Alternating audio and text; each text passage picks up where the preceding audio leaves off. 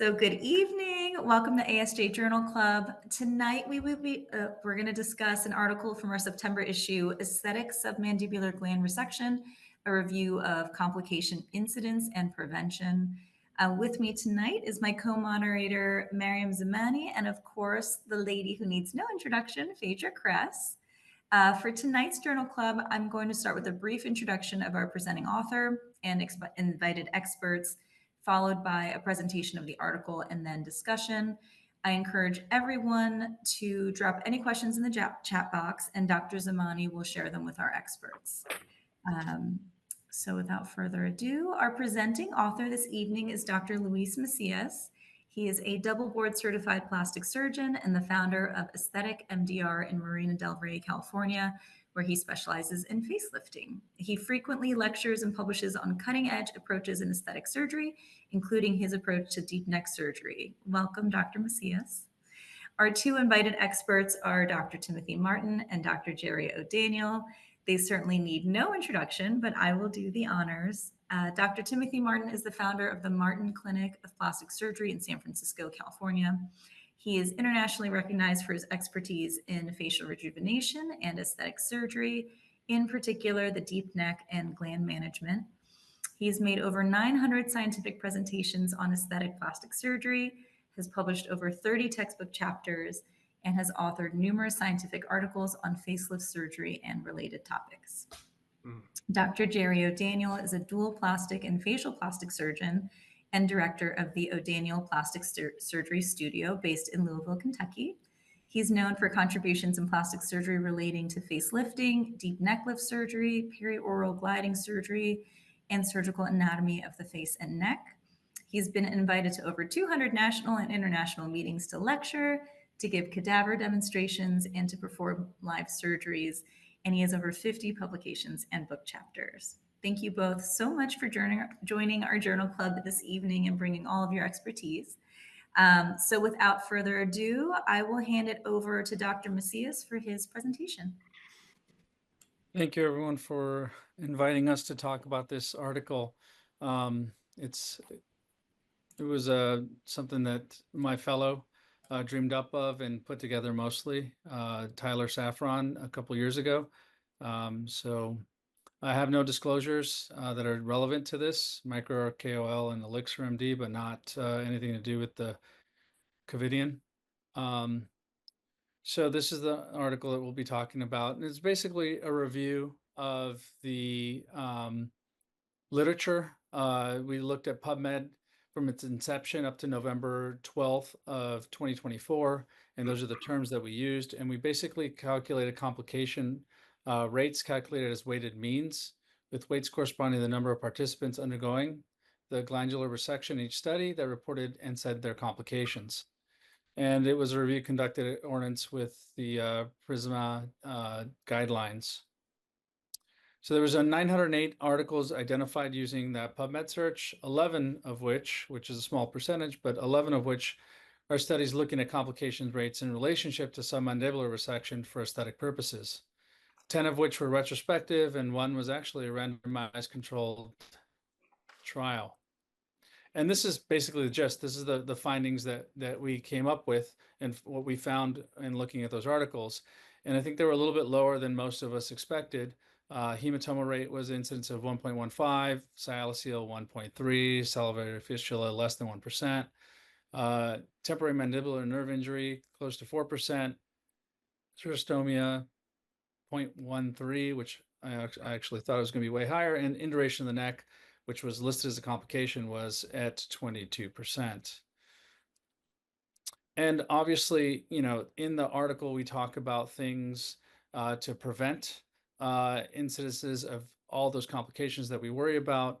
Obviously, here's the submandibular gland in the submandibular triangle, and things to worry about are the hypoglossal nerve, the lingual nerve, and obviously the big facial vein. And so one of the things that we need to do is to really mobilize that submandibular gland in order to be able to get around the posterior aspect, especially, and not get into that facial vein, or not get too deep into the hypoglossal nerve, not pass point, not use or have thermal injury spread to these areas obviously we all worry about the marginal mandibular nerve, but these other structures in the posterior aspect are also something to really consider and to think about. One of the criticisms to using the ligature or ligature-like devices is that you might pass point and get to some of these structures, but I'll show you in this video. This is the video that was published in the article. I used endoscope to just record it, and it's really sort of quick video here. Here I've identified the submandibular gland. I incised the capsule. I don't know. Can you guys hear the video? Once you're intracapsular, you can release Faint. I'll just, once you're intracapsular, you can just spread. Usually I'm using a Viterbo dissector here. She actually had some radio frequency done to her neck, so this was a lot more stuck. It usually opens up very easily, so I had to use electrocautery in order to free it from the surrounding tissue in the capsule. But once you get it free, you really have to dissect posteriorly and free it up. And then I'll come in with the ligature in a second. I use the 5 mm Maryland jaw ligature, the one that we used in laparoscopic surgery. Most of the time, I think people are talking about using the one that looked like a scissor. That comes, it's really bulky and really hard to see, and I think it's easier to pass point, and it's really thick. So I really like the 5 mm Maryland jaw to come across this. The nice part is that you can take this in a piecemeal fashion, so you don't have to take it all at once. When I first started doing this, I would use electrocautery, bipolar, and I would take a lot more of the gland. I wanted to really dissect to the smaller portion and really get it all in one foul swoop and not have to come across it again, because it was very hard to reduce it once more once you came across it once, at least in my hands. So once I started using the sealing device, it made it much easier and quicker for me. And there's a couple studies that have talked about time and savings. And here, and once I already have it open, because it is a disposable, I'll just I'll use it for the digastric muscles as well. So here's taking the anterior belly of the digastric, shave it off here, and then I'll push posteriorly on the chin to see if there's any more bulging portions that I need to remove. I'll flex the neck and see if there's any more, and you can see I'll remove a little bit of the digastric, and looks like there's a little bit more gland here I could remove, so I can just easily just come back and take this. And because the 5 mm Maryland jaw is smaller, I can see around it. It rotates, actually. There's a little finger portion that you can rotate the jaw around, so you can see the tip and make sure that you're not pass pointing and getting anything important there.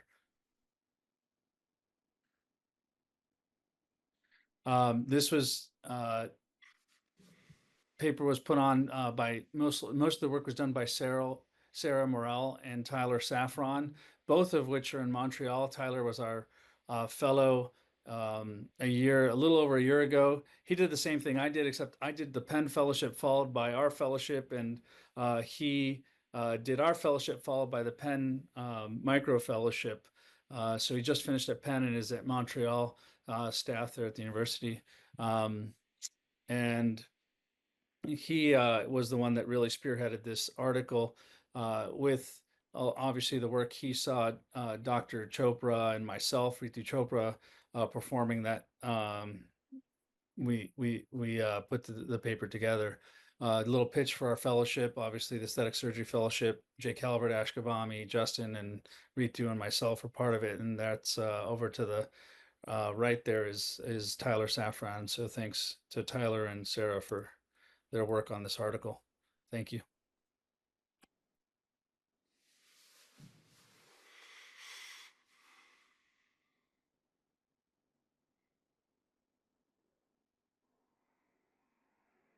Any questions?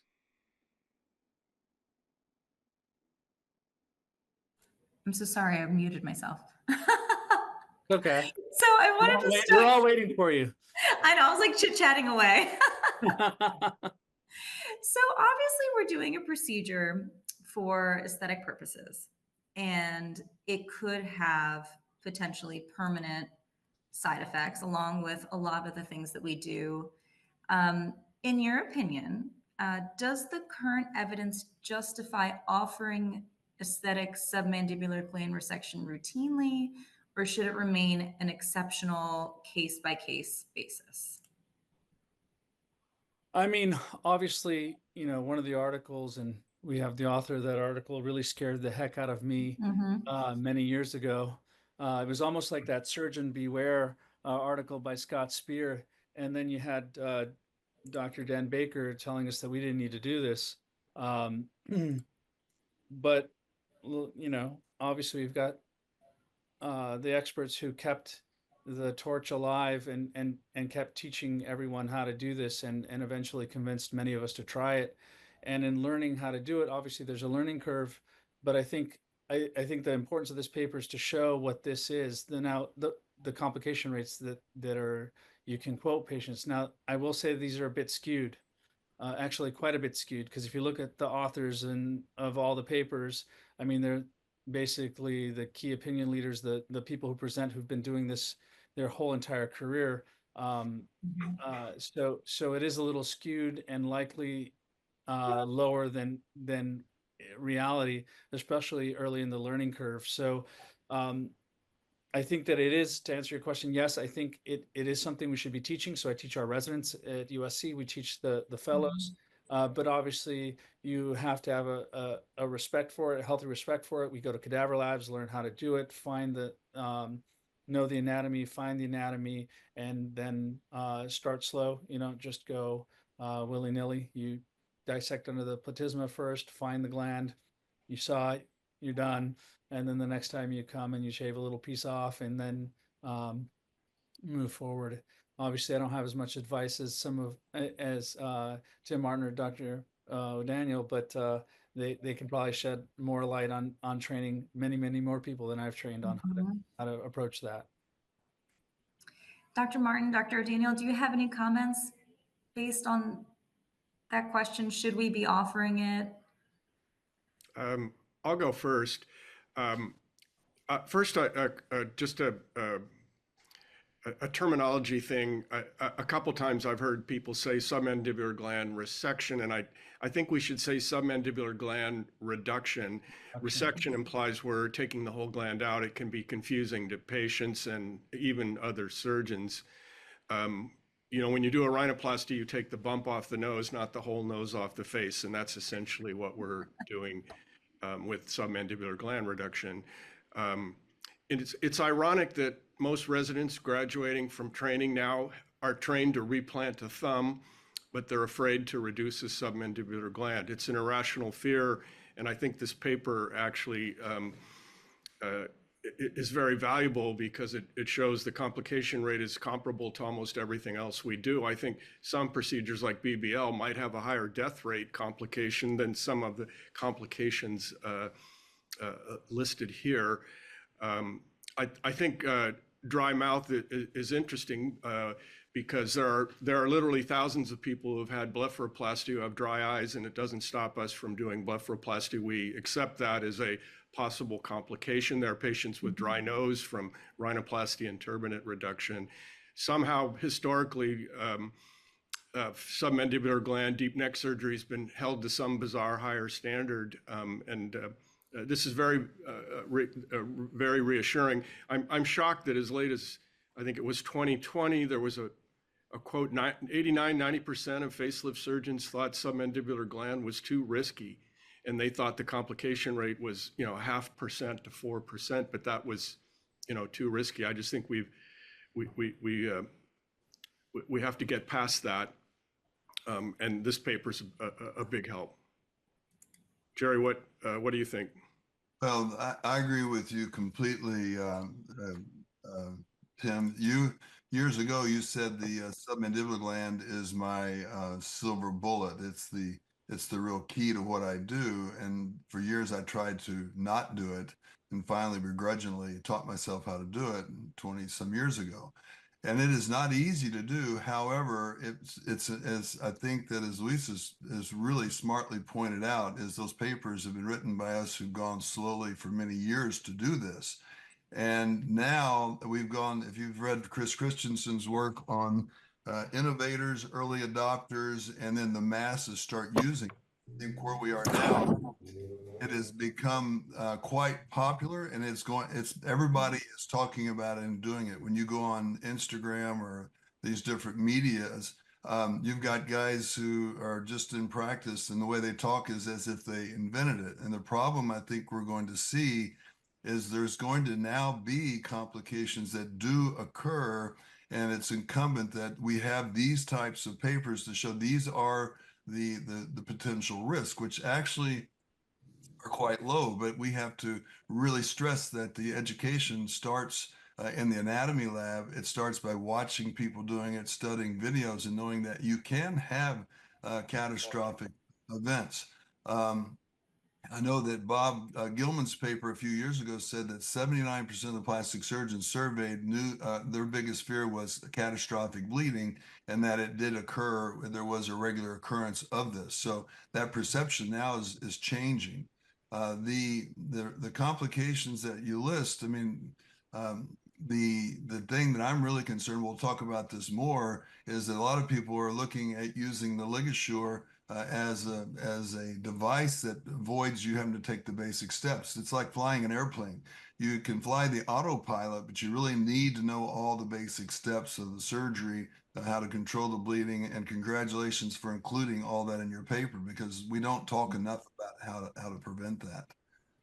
And going forward, I think we need to really stress at our meetings, because we're beyond early innovators and early adopters. It's going to be the masses are going to be doing this now, compared to even, I think, in 2018, we were told it was malpractice at one of the ASAP's meetings in front of 2,000 people.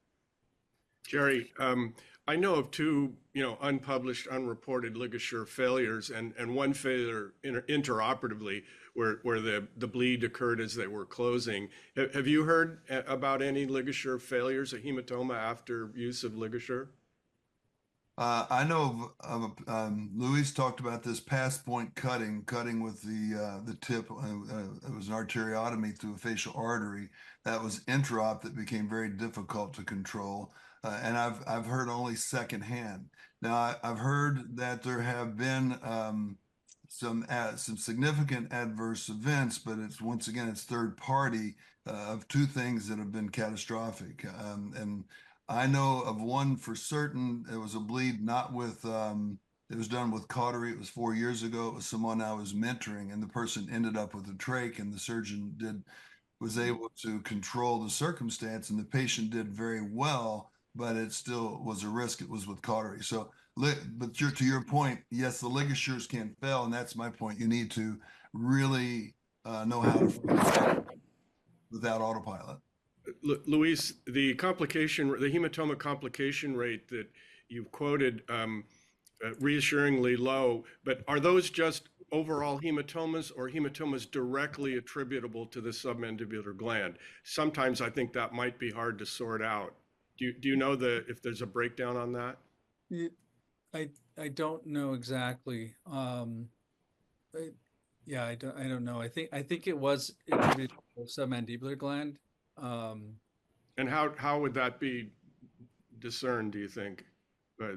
By exploring the neck and seeing where the bleeding's coming, or where the blood had clotted, or? Yeah, I mean, I don't remember the exact details on that. I wish that were more clear. I agree. So with the risk of this procedure, Dr. Macias, do you feel that it's more of a surgeon factor, or do you feel that it's more of a patient selection factor? And if it's patient selection, what do you think that we can do to reduce these risks? I mean, I think it's everything. I think it's surgeon, patient, anesthesiologist, and then things to do to reduce them are obviously knowing how to control the bleeding, because, for those that have tried to do this at the beginning, most of us have seen that moment where it bleeds and all of a sudden you've got 200 cc's in your suction canister within a couple seconds, and you have to know how to take care of that and control that. That is important, that you know the anatomy and you're able to stop the bleeding and be able to control that. Afterwards, having other things to be able to do, if you get in trouble, having the support of individuals that can help you post-operatively is important as well. How to treat sialocele if you have it, what to do if you do get a hematoma, like do a trach if you need to, explore it. All those things are very important to have in your armamentarium. Dr. Daniel, what patient selection factors do you put into play when you're deciding, other than just plain anatomy, to reduce the risk? Is there anything in particular where you draw the line and say no? Sojourn syndrome, I would have said that is an absolute contraindication, except that it is interesting. Ander Arsvald had somebody recently where he actually released the gland from the capsule, and this lady on video talked about she had saliva for the first time in many years. And so he was considering going to release the lacrimal gland. Certainly bleeding disorders, but otherwise, I don't have really any contraindication with the presence of the glands. What I would give you significant caution about is what Luis just showed in his video. These patients, at least 1 to 2 times per week, I'm seeing people have had something done to their neck now. And there is absolutely no question, it makes it so much more difficult. I did somebody on Thursday who had 7 different things done to their neck, including a platysmoplasty. And when you start to go into the platysma and get access to the submandibular gland, you have got to get wide access because the scar tissue really, really compromises it. So if you're new to it, I would tell you to hesitate on those patients who've had significant energy devices, and Kybella particularly is horrible because it doesn't just go to the fat layer. That tip of the needle, the person injecting it is not certain where it is. And that capsule is stuck to the gland, and the scar tissue, I've seen it posterior to the gland as well. So that would be something I would tell you to take significant caution on. Dr. Martin, do you have anything to add? Patients that you say, regardless of your anatomy, I'm not going to do this? I was knocked offline for a minute, just coming back on. I didn't hear all the discussion. I think if the patient has a large gland, that's the primary indication. The way I've managed it in the past is I would typically put the patient's fingers on the gland and say, that's your salivary gland. As part of a contemporary neck lift, we are going to reduce that a little bit. And the patient usually responded 1 or 2 ways. They would say, well, that's great. I want the best neckline possible. Or they'll say, oh my God, don't touch my salivary gland. And I explained to them that it's an accessory gland, that the parotid is the main gland, and that in 30 years, we've never had a permanent case of dry mouth. But if they seem resistant to it, then I would leave it alone and have to do a secondary procedure if they change their mind after. So that's how I've typically managed it. But now I think the teaching of Jerry and Francisco and a host of others, patients are familiar with the idea. They're more settled with it. It's not a hard sell. Patients these days tend to know it's a good thing, not a bad thing. Mm-hmm.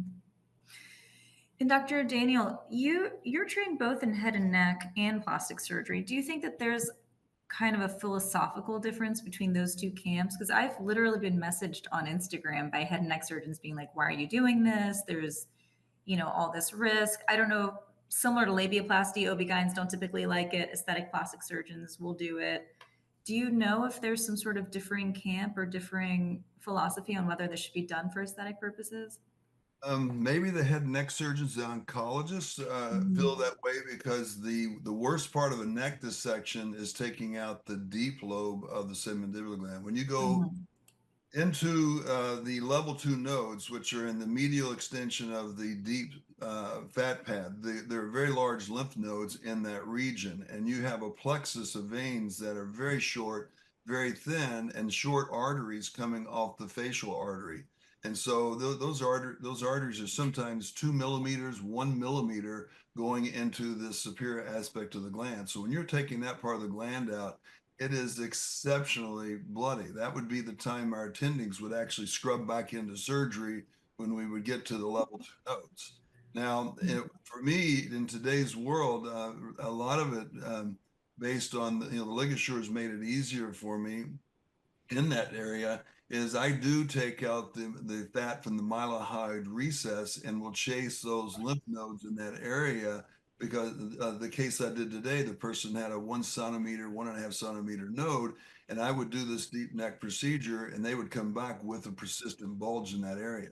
So, but those are the things that a head and neck surgery background give you. Now, you look at the flip side of it, the facial plastic surgeons had been slow to adopt this. Mike Nyack was an early adopter because based on his exposure to Tim at the St. Louis course. But now they're coming on full force with the facial plastic surgeons. All the young guys are doing it. I was at their international meeting with Andre maybe 3 years ago, and they were just starting to talk about it. And they've made up the speed, they've come to speed very quickly. So the aesthetic surgeons have a different mindset than the head and neck surgeons, the oncologists. I see. Can I comment on that? Please. I've had many otolaryngologists visit me, and of course, typical to their usual approach to the submandibular gland for tumor or other reason, they're approaching it laterally, and as Jerry just said, they made a big deal out of it. The attending was often leaning over the shoulder or scrubbed in. I mean, it was a huge big deal. And then they watched me reduce the gland from a submental incision, and they were like, that's brilliant. There's no significant structures between that submental incision and the gland. And once you're inside the capsule, you're basically working in a safe area. So it was really an epiphany when they actually saw it done compared to their training. I mean, once you understand the concept, it is an incredibly simpler way than to when you try to go after the gland laterally, aside from not having access to the subplatysmal fat and digastric, you're mostly just taking a chunk of gland out. You're not really sculpting it in the way Luis just, showed us. You really need to do that submentally, and you're plowing through all that anatomy. I think it'd be a very hard thing to teach. It's much better to do it through the submental incision. I think that Tim he just actually told the real secret to doing this, and that is staying inside the capsule, because everything that you're worried about is on the other side of the capsule. Yep. And the capsule is multiple layers of fascia from Leonard Manelli's paper. So as long as you're in the capsule, you're safe, and you can do that immediately. So I think the whole thing, that's your take-home message right there. Other than the vessel to the gland itself, of course. And there's some big stuff just outside that lateral capsule. So if you noticed when Luis, he took the main part of the gland out to create a little optical cavity, and then he went after that posterior part. If you work blind back there and perforate that lateral posterior capsule, there's some big stuff there that you don't want to get into. Someone commented earlier about Luis did, managing bleeding. The algorithm I've taught for many years that I'd like to recite here is that, like any surgery we do, if you're working on the spleen or the liver or the vena cava, you have to have a plan so that when you do get bleeding, you know what to do. You come through the gland slowly by whatever device I've traditionally used, monopolar, extended flat tip cautery.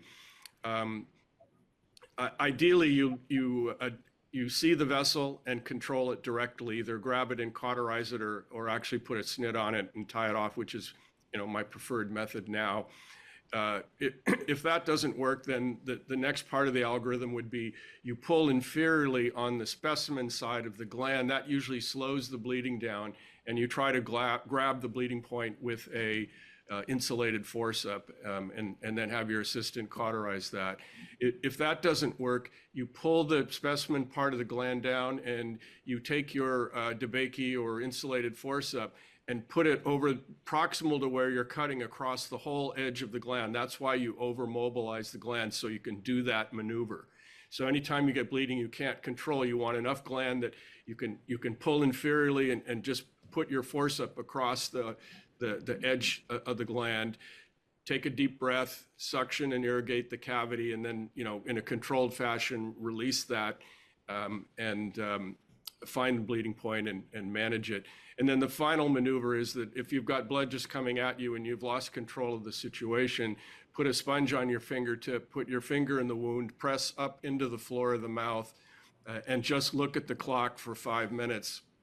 The origin of that recommendation is when I was a medical student, they used to put in an aortic balloon pump through the femoral artery. It was, this big around, and they would just pull it out and have the medical student hold pressure for 5 minutes, and it magically never bled. So that's where I came up with that recommendation. But it's always worked for me.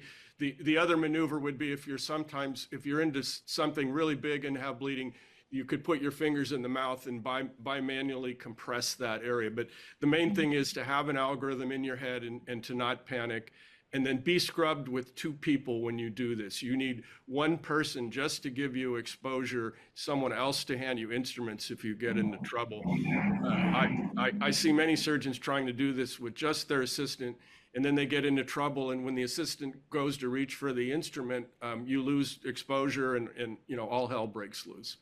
So scrub with 2 people, have an algorithm in your head as to how you're going to manage bleeding, and be sure to over-mobilize the gland so you can make that ultimate control maneuver.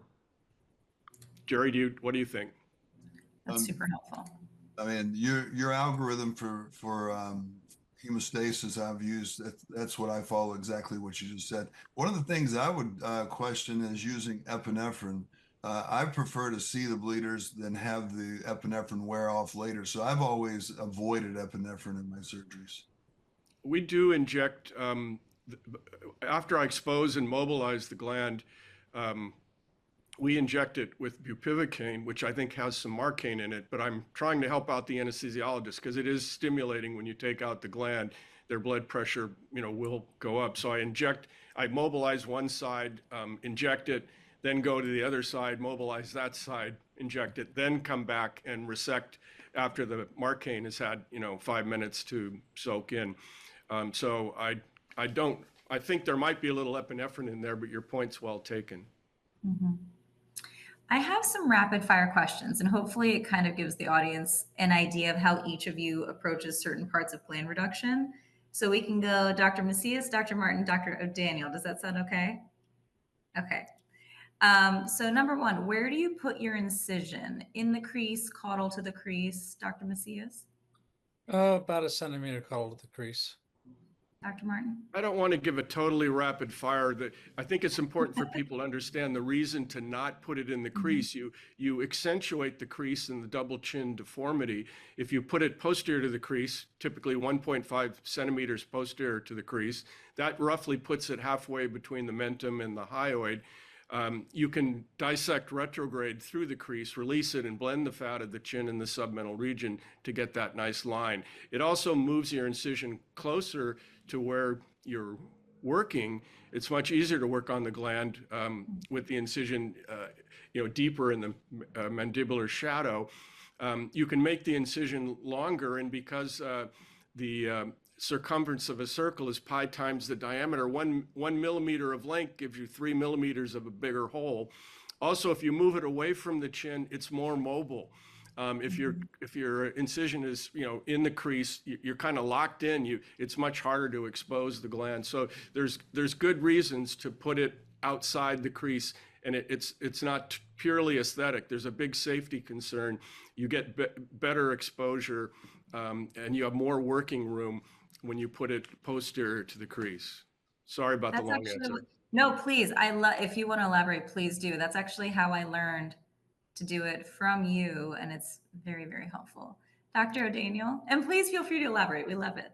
So I actually just like Tim, move it posterior. I'll be 1 to 1.5 centimeters. Sometimes the hyoid is quite short.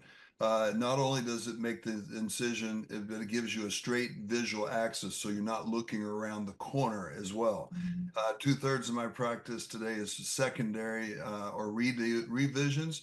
I ignore the first incision and put it where I want it to be. The only time I can't do it is in a male patient with scar alopecia. And then I'm stuck. And in those cases, it reminds me why I move the scar posteriorly. I concur with that. It's That's usually really better to make a new incision, release the old one, and do intralesional fat grafting in the old incision. It's better to make a new incision. It's safer and even aesthetically better. Okay. Dr. Macias, did you want to add anything? Yeah, the nice part too is if you need a little bit more length, you can make it curvilinear so it doesn't end up onto your face. But usually if you're a centimeter to a centimeter and a half back, you have enough Plenty of width space. there to make 3 centimeters long incision easily without a problem. Okay. What do you do with the gland intraoperatively? Do you inject with lidocaine epinephrine before resecting? I think Dr. Martin touched on this. Sometimes I do, sometimes I don't. I don't know. Okay. I think sometimes I feel like it and sometimes I don't. I haven't seen any difference, honestly. Okay. I've never used Botox though, before. Beforehand. Okay. We run a very light anesthetic, so I definitely notice a difference if I take a moment to inject it. And then when I come back to close up with the platysmoplasty, we found it helpful to inject with liposomal Marcaine, bupivacaine. That gives you, I don't know, 12 to 24 hours of comfort in that area. Otherwise, patients have some. If we don't do that, then they sometimes need narcotic. We prefer that they get by with just acetaminophen, so that injection of Exparel is really helpful to us. We usually put a little in the digastric as well to give them submental comfort. Dr. O'Daniel, do you inject the gland before resecting it? I do not. I use tumescent, which leaks into the area for sure. Okay. I do inject bupivacaine into the capsule at the end of the operation, and I do that to separate the leaves of the fascia, so that when I like to close the capsule, and so that pushes the cervical branches of the facial nerve away from my suture. We use a short acting, because I do everything 90%, 95% under IV sedation with the nasal trumpet. And we use a really short acting Versed, and I can't remember the name of it to save my life right now, but we use it. It lasts for about 2 seconds. They get about a minute or about 5 minutes. They get about 30 seconds of apnea, and they're completely still. And by that point, I'm done. And so but it is painful. If you look at the anatomy, there's not supposed to be any afferent innervation to say that it hurts, but it absolutely has afferent nerves. What do you use for gland reduction? Bipolar, monopolar, ligature, Dr. Macias? I mean, I've used them all. The only thing I haven't used is clips, like vascular clips, but I've settled on ligature because I just found it easier. The time I got to trial it, I was able to take a little bit more, and the piecemeal part of it really made it much easier for me, because before I was taking a lot larger portion of the gland because of that. Like if I come through it once with the bipolar, then to take another bit of it with the bipolar is a little more difficult than I found it with the ligature, and I find it to save a little bit of time for me. In theory, it should make it so that it fails less based on the packaging insert and so that it controls.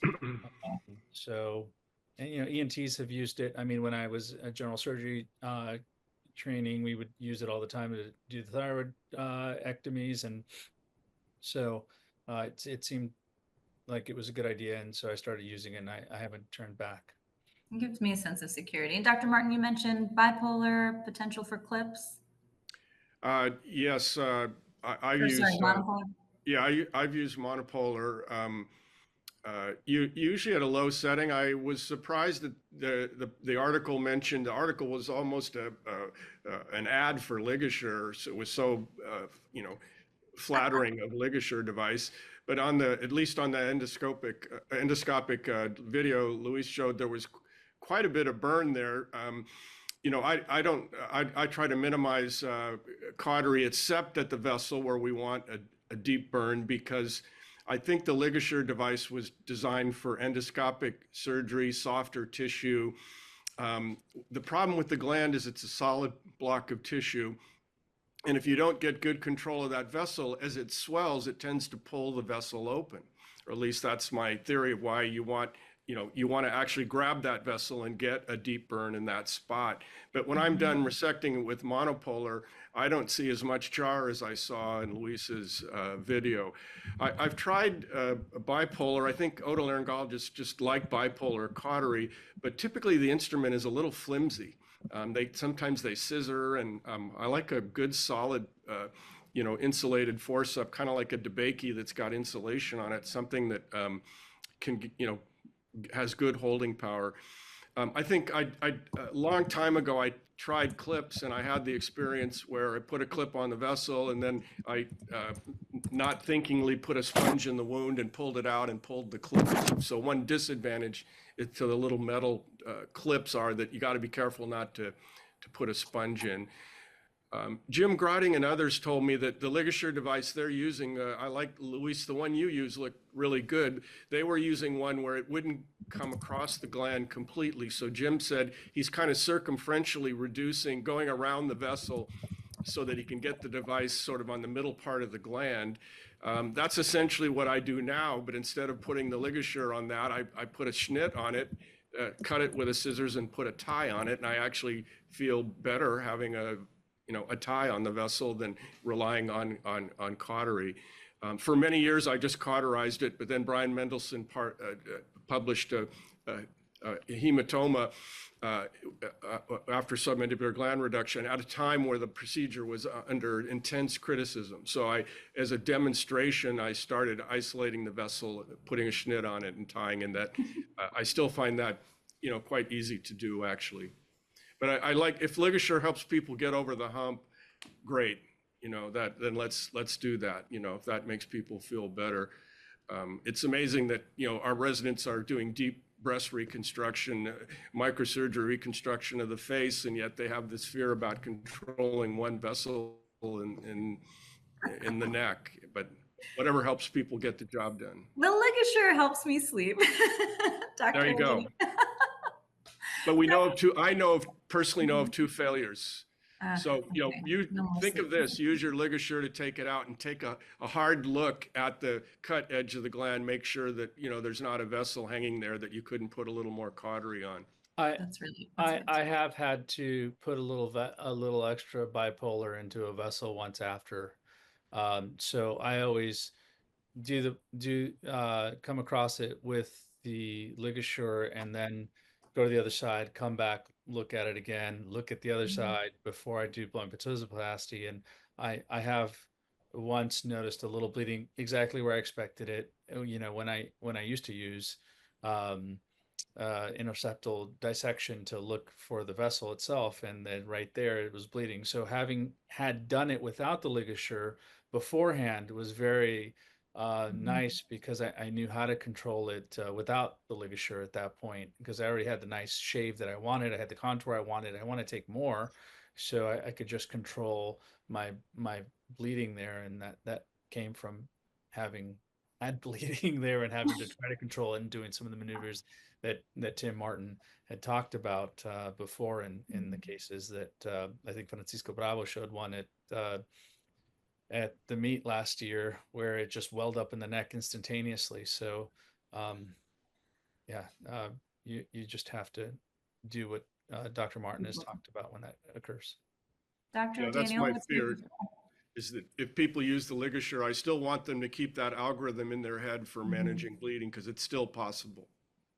And Yep. they still should advise their patients post-operatively to avoid lifting, straining, bending forward, all the usual things that might cause a hematoma.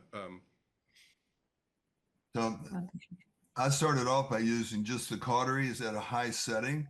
Then I started identifying the vessels, and I would put a ligament clip on it, not to control the bleeding, but to keep the vessel from retracting. And then I would cauterize from the remnant distal to proximal, and then the ligature, the ligament clip would then transmit the current into the gland.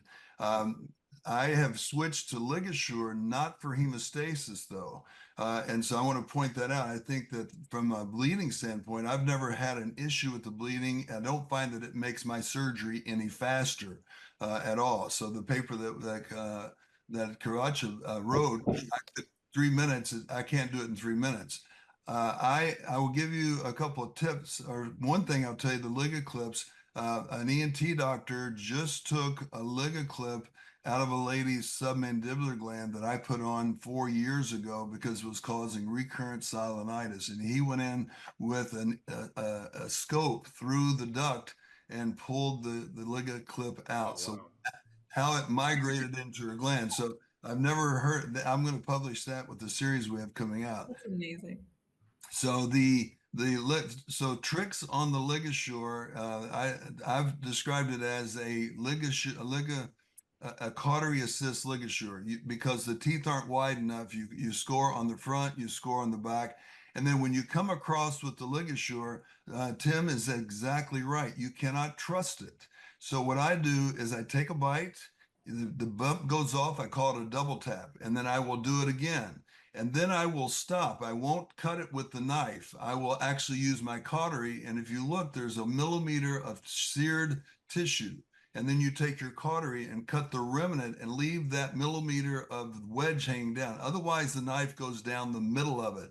And that knife very easily can get the vessel that is proximal. If you do the double tap, pull the ligature more distally, you're going to increase the little wedge. It looks like the top of a plastic that gets melted in the store. You can leave that attached to the gland, and that gives you better confidence that you've got those glands. Where I see the advantage to ligature, though, is in the sealing of the lymphatic vessels. Lymphatic vessels in level 1 and level 2 are absolutely will leak. And I have a lot of induration, nothing that's significant, but it annoys the patients. And that beautiful result at 10 days, the patient at 3 weeks has some fullness. And I was doing so commonly injections in my office with 5-FU and Kenalog, I wasn't even seeing the patients. My nurses were doing it themselves. They'd come in, fill the neck, it's a little indurated, we would inject it. And we were doing it, I would say 60 to 70% of the time because we had zero threshold. There's no risk with injecting it. But now what I'm seeing, my office is running the numbers for the paper, well over 100 patients in the last year or 8 or 9 months with the ligature, and I'm rarely injecting this 5-FU and steroids. And I think it's got to be because of the sealing impact of the ligature on the lymphatic vessels. So I take the fat out with the ligature, I take the muscle out with the ligature, and I go into the mylohyoid recess and take those big nodes out as well. Where are you injecting the steroid 5-FU combo? Like what plane are you getting into? I take a 30 gauge needle and 3 cc's of local, and I just inject it subplatismally as deep as that needle go all over it. And then I will sit there and massage it for 5 minutes. And then the patient touches the neck because of the deep lymphatic massage. She said, "Oh my goodness, you have magic fingers." You have no idea. I said that it was all the injection. But you're saying you're doing less of that now. I'm doing much less of it. I'm working on the statistics, but I know I just don't see it quite as often. It was just accepted before. And are you using like a 50-50, 50 Kenalog K10 and 50 5-FU, or what's your ratio there? Use 50 milligrams of 5-FU per cc, 1 cc, or about 1.5, as much as if it's a lot of induration, I'll put 3 cc's. And then I'll use 4 milligrams of Kenalog per cc with local anesthetic in it. And so with the local anesthetic in the mixture, it allows me to do really deep tissue massage. And I don't start this until 3 weeks post-op, because I worry about bleeding up to 21 days. I've seen subcutaneous bleeds at 18 days. So I will get that deep into the neck, and then I'll take my big hands and I will push firmly, and I will actually push the edema out of the neck. And I will do that 2 to 3 injections. And like I say, my nurses do it. It was so common and so safe. I've done it so often over the last at least 10 or 12 years that our confidence level is very high. And it will make that kind of induration go away very quickly. Jerry, I was a bit shocked when I first heard you say that, maybe last year, because I just am not seeing that. We do put the patients on what we call a salivary rest diet. They can only take wet, soft, easy to chew food, no dry, hard to chew foods, no hard candy, et cetera, to try to reduce output. But we do use a drain. We typically leave that in 5 days till their first suture removal visit. But I wasn't seeing the kind of induration that you were reporting. I'm glad the ligature may be helping. I forget, do you routinely drain or not? No, I quit using drains 7 or 8 years ago with the surgical net. I do completely close the dead space with Berudi sutures. Now, when I'm talking about induration, I'm talking about just that a little convexity. I'm not talking about woody, hard induration. I see. It's just that contour is not as flat as you like to see it. And it's that early postoperative edema. And when you touch it, it's firm. Those really hard woody indurations, I'm not talking about those failures, because those will fail on you. But I think the difference, though, Tim, is your drain absolutely makes a difference, because you're taking those lymphatic leakage out over 5 days. And that's a big deal. A little bit of leakage goes a long way. I think it's more than salivary leakage. I think when you take out, or you know this, as you take out subplatysmal fat, you're taking out a few lymph nodes and going through some lymphatic vessels. And there's going to be lymphatic leakage that, Botox won't control. So the ligature may be helping you. I see that you've been taking the fat out with ligature, so that may be a help. But we typically put in a 10 French drain, subplatysmal and then subcutaneous, and leave those in 5 days. I went through a phase 15 years ago where someone gave me the idea that the subplatysmal drain was not necessary. And I got by with it for a while, but I noticed the patients were having more induration and a longer recovery. So I went back to using a drain, and I've continued to do that. Tim, I agree. It's not salivary leakage, it's lymphatic leakage. That can create induration. You see it in the armpit, you see it other places. And your patients, most of them are from out of town, so it's critical that you get that lymphatic drainage controlled early. It's obviously some saliva, because as the paper reported, there are some silomas and salivary fistulas.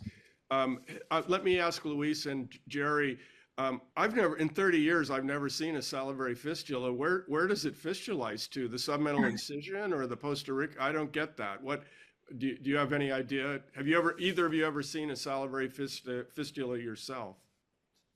I have not. I've only had a sialocele. I've not seen a fistula personally, but I've had referrals through WhatsApp. Where did they fistulize to? The submental incision? Into the incision. I see. Yeah. All right. I had a sialocele. That lady was eating, got 60 cc's. I put a drain in. Every time she would eat, she'd get 60 cc's of output. That's what I call a sialocele. So a little bit of fluid under a little bit of fluid in the neck that doesn't reaccumulate. I don't call that a sialocele. Yeah, I got one about 12 years ago, and it was actually from the parotid. The parotid's more common. Drained it, and a little Botox, and that worked. Very nice. I'm going to kick it over to Dr. Zamani for a couple of the chat box questions. We have a few that still haven't been addressed, and we have about 6 more minutes left. Mariam? Thank you so much. I think this discussion has been so excellent because our panel is just organically addressing a lot of the questions that are coming up in the chat box. I've just been trying to keep track. So one of the things that I did want to just make sure that we addressed was with regards to we've touched upon sialocyl management and duration management.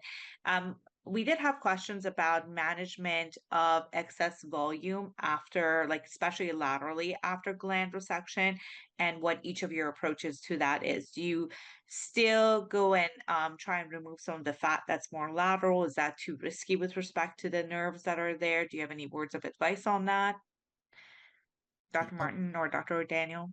So lateral to the gland? Yes, more posteriorly is the question. There's no fat there. Laterally. There's no fat there that I No, those are know the of. gland. That's the stuff I said to stay away from. Yeah, the- that's tiger country. There's no need Yeah. to go there. There's no aesthetic value in doing anything in that area that, at least if I understand the question. I think perhaps that maybe they were referring to some of the enlarged lymph nodes that Dr. O'Daniel was referring to, having the expertise to be able to go and resect so that it's even a tighter contour, perhaps then. So that's a good point for engagements to know. The next question is with regards to the gland stump. How do you manage it? Are you all closing the capsule, leaving the capsule open? Are you oversewing muscle on top? Is there any other tricks of the trade that you're utilizing? I mean, close- I don't close it. Sounds like Dr. O'Daniel closes it, and I don't think Tim. Do you close it? No, I don't. You know, to get good exposure, I widely open the capsule. I kind of destroy it in a way because I want maximum exposure. And I've always taught not to close it. My fear was that someone would, you know, you're working in a tight space and it would be easy to puncture one of those vessels or actually snag a nerve.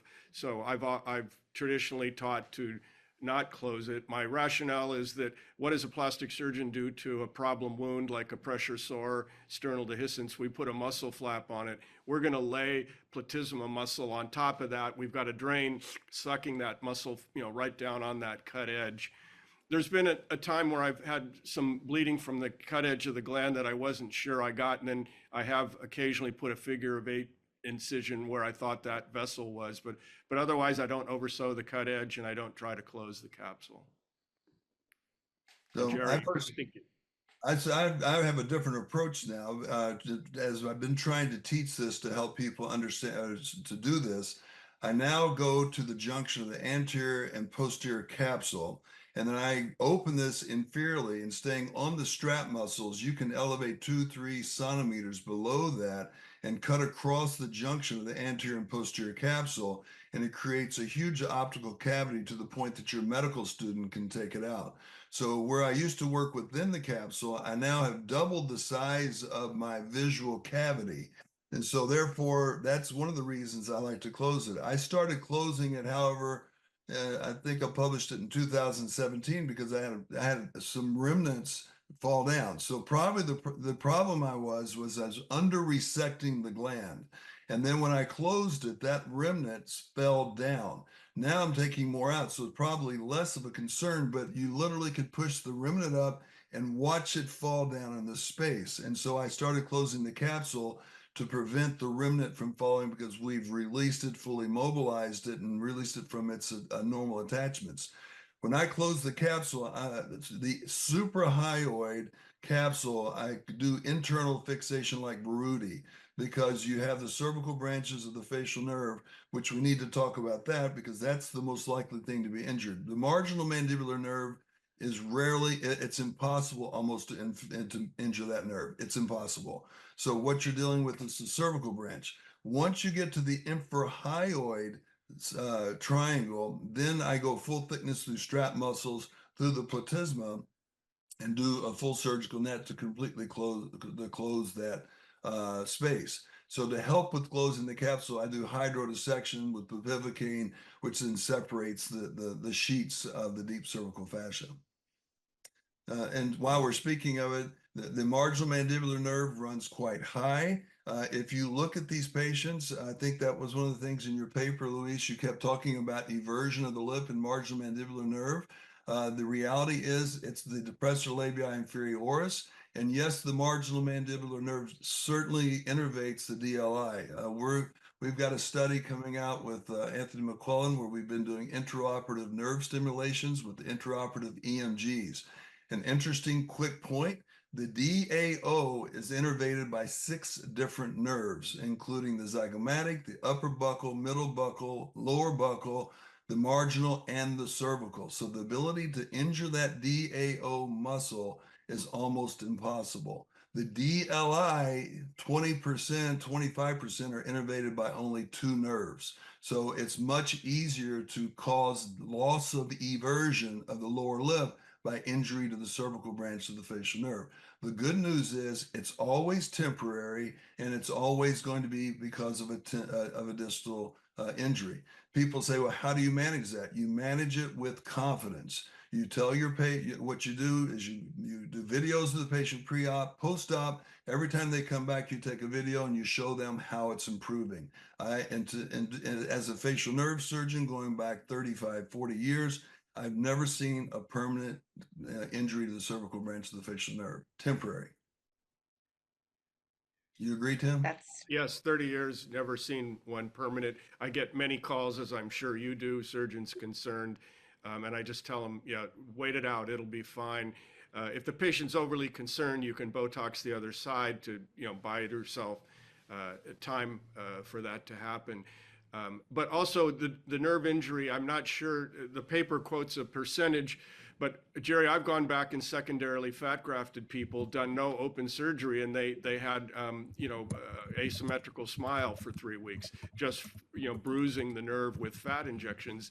So it's hard to know whether gland resection, whether the facelift, the fat grafting, there's so many causes that can cause asymmetrical movement of the mouth that I don't know that we contribute. We can say that submandibular gland reduction was the cause of that, as sort of alluded to in this paper. Well, I think last year or the year before last with Leonard, we published the platysma anatomy, and I put a table in there. 8 different spots that can create lower lip dysfunction. We have loss of eversion. And the only way you can hurt it with submandibular gland is with retraction, or if you go through the capsule, you could potentially. And to your point, I think it's the fat grafting. In my practice, the fat grafting is much more likely to cause loss of eversion temporarily. And the reason is the depressor labii inferioris is intimately attached to the skin. There's no plane anterior to the labial mandibular ligament for you to put fat except into the muscle. So you get direct muscle injury, and it's going to come back. Yes. fantastic. Thank you for all those pearls. And just to finish off this evening, because we've been so fortunate to have you all with us for an hour sharing your pearls of wisdom, do you have any final tips for surgeons who are who will be engaging in submandibular gland reduction in early on in their career? In addition to everything that we've discussed, is there anything that comes to your mind that's been, very helpful in your practice? For example, would you recommend surgeons start with their patients, with intubated for further airway control just in case? Would you recommend IVTXA? Has there been an instrument in addition to the ligature that's been very helpful in terms of exposure, visualization, dissection, any other little pearls that you think are helpful to our beginners that you would want to share? I think that having retractors that are long enough so you can get down there and see, and 2 of them. And I think Dr. Martin talked about having 2 people there to retract for you. Having suction in the hole is very important as well. As if you're using electrocautery or bipolar, you're gonna have a lot of smoke. So, and I think I already talked about the other things you could do beforehand to prepare yourself for that surgery. Fantastic. If your suction is hooked to a smoke evacuator on the retractor, you need a second suction. You don't want to find yourself in a situation where you've got your suction hooked up to your smoke evacuator and then you don't have a secondary suction. So you you always need that second Yankauer suction. I would say that it's valuable to take an anatomy lab course and actually explore the anatomy on a cadaver. It builds confidence for people. It helps them understand both concepts and the anatomy, and then approach it sequentially. Luis alluded to a recommendation I've made where at first maybe just lift up the platysma and look at it, the capsule, and kind of poke the gland through the capsule. Next time, open the capsule and take a gram of tissue out. You know, and just take some baby steps, learn the anatomy. You don't have to hit a home run the first time. I have visitors come, I say, yeah, first time, lift it up, look at it, kind of tease it. You can kind of free it up, and maybe you could placate over to lift it. But I tell people, warn them, avoid the temptation to do anything to the central neck if you're not going to do something to the submandibular gland. Otherwise, you're going to leave them with a bigger defect than they started with. So it looked like it's so easy to take the digastrics and the fat out, which it is. Just avoid the temptation if you're not doing the gland. You can't treat any of those things in isolation. I say there's a triad of subplatysmal fat, the submandibular gland, and the digastric. And the skilled surgeon has to learn how to treat all those three things in conjunction with each other. If you just take the fat out, you might get a pretty good profile view, but you're going to have a horrible oblique view. You actually make the glands look bigger. So it's not enough to just take a chunk of fat or gland out. You're sculpting the neck. So you have to do it with an artistic purpose, an artistic eye. It's not enough just to take some out and say, why didn't that come out? It's like, I often say the neck is a big rhinoplasty. So think of it that way. If you understand the anatomy of the nose, then you can use techniques that give you a more predictable and beautiful nose. If you understand the anatomy of the neck and use techniques to manipulate that anatomy with an artistic endpoint, you're going to get a better neck lift. What you don't want to do, Jerry, I'm sure will second this, is traditionally we just aggressively attacked the subcutaneous fat. And that's precious. If you look at young people, their necks are plushly padded and soft. And you can always tell the 45-year-old woman from her 20-year-old daughter, the 45-year-old who's had the perfect facelift, because her face is volume depleted, especially the neck. So think of the subcutaneous fat as equivalent to septal cartilage. You wouldn't start a rhinoplasty by harvesting the septum and throwing that piece of cartilage in the kick bucket. It's going to be valuable to you later for a tip graft or strut. Same with subcutaneous fat. Don't start your neck lift with liposuction. Don't sacrifice any subcutaneous fat until you've done all your other deep layer maneuvers, including your platysmoplasty if you do lateral platysma suspension. And then you take one last look at the fat, and you're mostly just mowing the lawn and smoothing things out. You're not really removing fat. Jerry, do you agree? There's absolutely no question. And if you think about young patients, you really need to avoid the temptation of destroying the fat on them, because Jim Zinn's work and others have shown that as we age, the supraplatysmal fat reduces even as our body weight goes up. So it goes away. I would tell you that in our specialty, you will find out how important the superficial fat is when you start seeing all these patients coming to your clinic that have been to these non-surgical treatments, and every one of them target the superficial fat. And it compromises the result in these secondary cases, which should be your wake-up call not to compromise it in your own case, the primary case.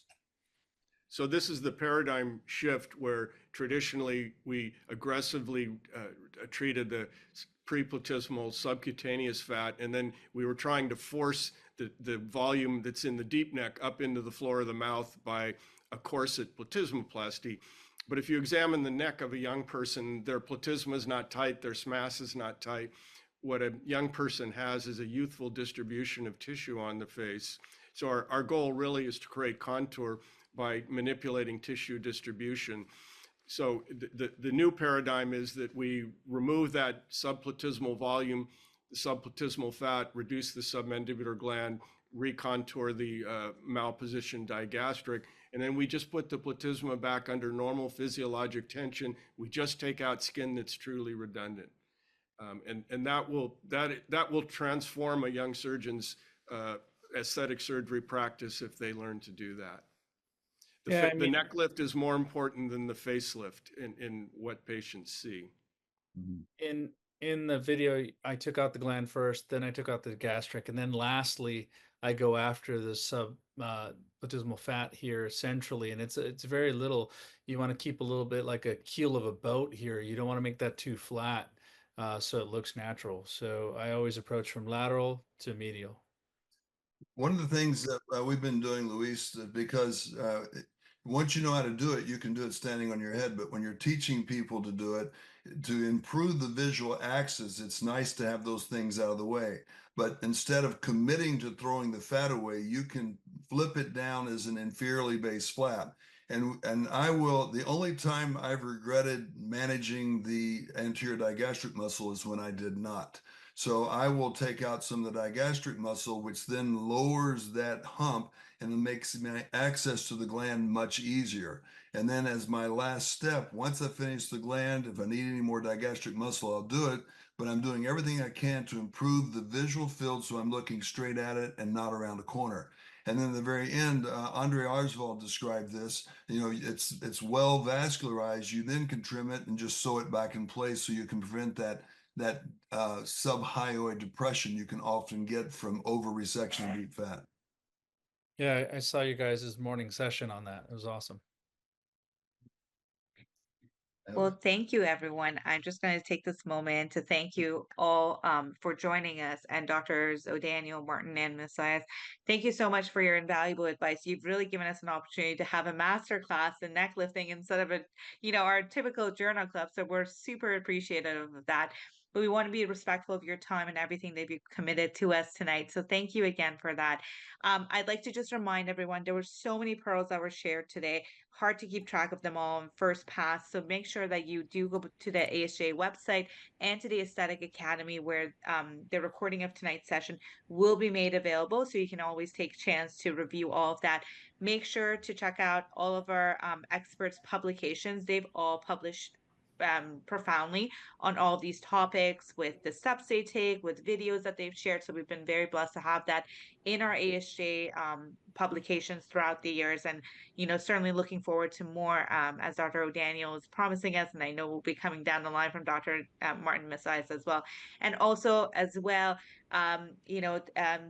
our experts are very generous in their teachings, and if you follow them closely on their accounts, you can surely catch them at some of the masterclass courses that they are teaching. They're constantly on faculty everywhere, so nothing better to do in these circumstances than to attend these sessions, learn all you can through the journal from them, and then also attend their sessions in person so that you can get that in-depth personal training before attempting these more advanced maneuvers and delivering great results to our patients and ensuring their safety. So thank you, everyone.